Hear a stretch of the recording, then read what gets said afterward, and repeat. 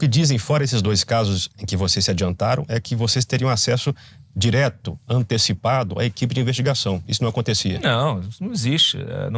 A gente, quer dizer, eu falo por mim, tá certo? Assim, eu não sou responsável pelo trabalho de terceiros, mas eu, como jornalista, o meu trabalho é me antecipar ao máximo. Mas, por exemplo, quando você... mas se tivesse, seria uma infração ética, você acha? Se tivesse o quê? Acesso antecipado a notícias pela fonte da Polícia Federal, por exemplo. Não, isso é... Olha, veja, a imprensa, ela é uma correia de transmissão de interesses da sociedade, e essa sociedade, ela se organiza de diferentes formas. Quando você, por exemplo, vai votar um projeto no Congresso Nacional, o que acontece?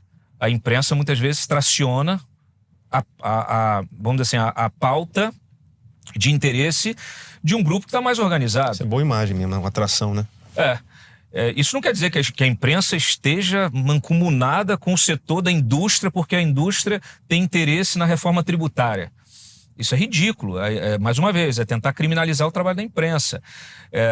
Veja, a sociedade, todo esse processo, ele é muito dinâmico. Já teve casos, por exemplo, de você ter uma operação, a Polícia Federal batia na porta de alguém lá, de algum investigado, numa mansão em Brasília. O que acontecia? Isso 6 horas da manhã, 6:30 da manhã. O vizinho acordava com a Polícia Federal, né, na casa do vizinho, né? O vizinho olhando, falou assim: o que essa Polícia Federal está fazendo aqui? Ele ia, tirava uma foto com o celular, ou gravava um vídeo e mandava para mim. Por quê? Porque via no meu jornalismo, e no jornalismo antagonista, um jornalismo... Confiava, né? Sem rabo preso, um jornalismo disposto a publicar tudo, a mostrar o que está acontecendo.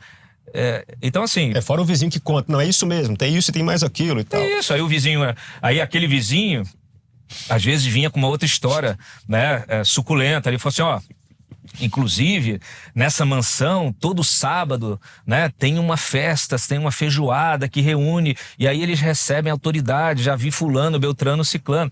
Aí você, claro, naturalmente você tem que ter os elementos fáticos, probatórios, para poder dar sustentação àquela versão, né, que eu acho que a grande preocupação que um jornalista tem que ter, e cada vez mais, é tentar provar, né, tentar corroborar a história que ele está ouvindo, né, de alguma maneira. Então, assim, sei lá, Sítio de Atibaia, 1000 histórias do Sítio de Atibaia.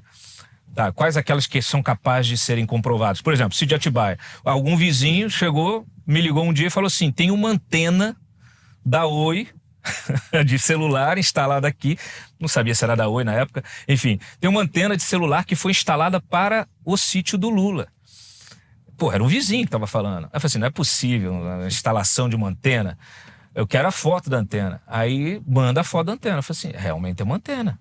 Que antena é essa? Aí é o trabalho jornalístico. Puxa seu registro, vê se que tipo de antena, que antena é aquela, entra em contato com a Anatel, vê qual é a operadora, entra em contato com a operadora, confirma a instalação, vê a data que foi instalada, se houve pedido para instalação. E aí se confirmou que realmente houve uma instalação da antena na ocasião em que o Lula foi viver lá, por exemplo. Estou te dando aqui vários exemplos.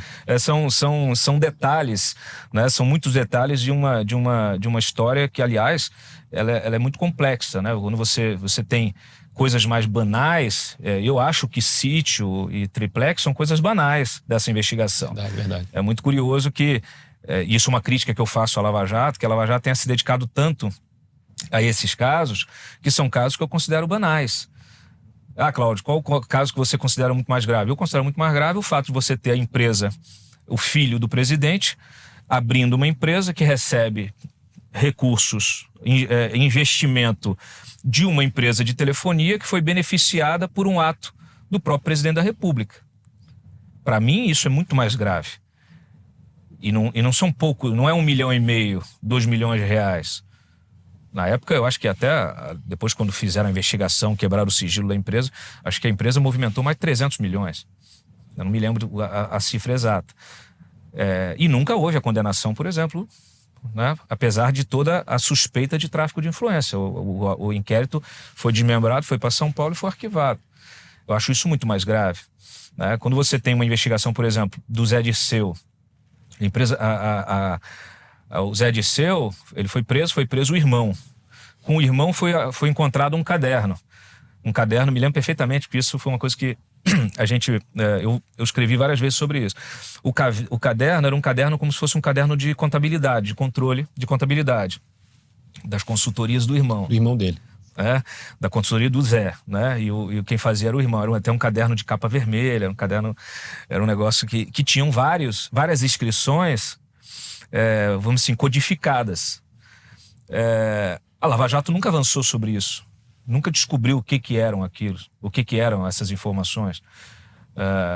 Ela foi deixando muitas frentes de investigação de lado, porque fizeram uma opção de avançar nas investigações a partir das delações premiadas. Só que o delator nunca vai entregar 100% do negócio, né? Sim.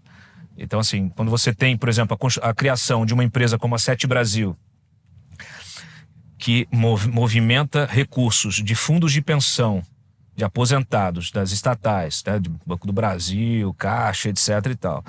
Tem recursos de bancos de investimento e recursos bilionários e se cria uma estrutura financeira através de offshores para se investir na construção desses navios sonda, que são aqueles navios usados para perfuração do pré-sal. E isso é um trabalho que eu fiz, por exemplo. Eu fiz um levantamento dos balancetes da Sete Brasil e descobri que já tinham sido pagos, sei lá, no primeiro ano tinham sido pagos, sei lá, não me lembro mais de cifra no detalhe, mas sei lá, 8 bilhões e não tinha um navio sonda pronto. Então, para onde foi esse dinheiro? Isso não foi investigado pela Lava Jato, né? Então, muita coisa ficou para trás, porque quando você senta com um delator e pede a ele uma orientação, né, conta tudo que você sabe. Muitas vezes ele vai estar assim, pô, eu tenho uma conta bancária que tem 10 milhões e eu tenho uma outra que tem 500. Eu vou entregar de 10. Eu me lembro do gerente lá, o Barusco, né, que entregou 100 milhões de dólares, na época dava uns 300 milhões de reais. Entregou a conta. Será que essa era a única conta que ele tinha?